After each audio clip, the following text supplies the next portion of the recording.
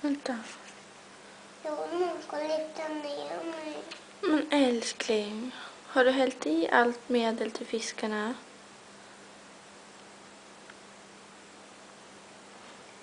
Du, det var katten som gjorde. Hon vet den. Hon håller i den med tassarna in i munnen. Och håller i den. Och sen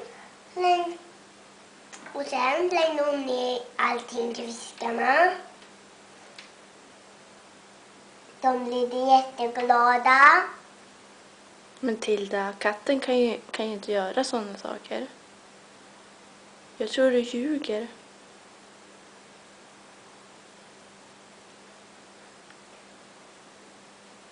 Jag vill inte sitta här och stämma. Ska du säga förlåt till fiskarna?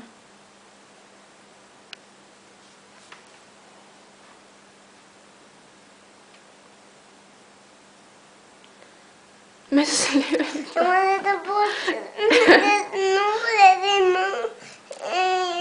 Ja, men då får du hämta papper. Men sluta snusk. Ska du säga förlåt till fiskarna? Tilda? Det var du, jag såg att det var du.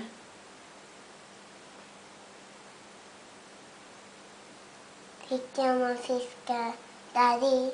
Va? Fick jag någonsin fisk där i? Vad var det du hällde i till fiskarna? Medel. Vad då för medel? Och jag såg att det hemma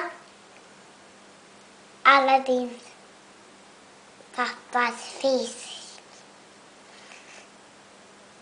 Alla din pappa har väl ingen fisk?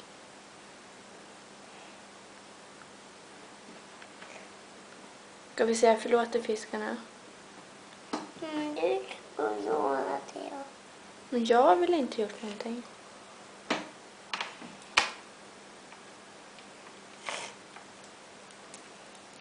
Säg förlåt till fiskarna. De sa att de ska sova nu.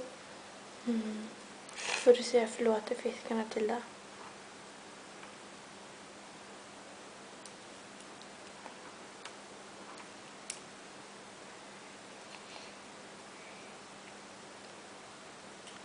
Vad sa du?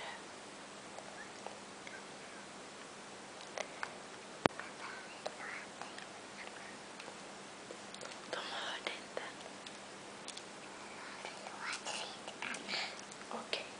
Puss, puss. Nu ska de sova. Hej då. Det tänker jag. Mm. Nu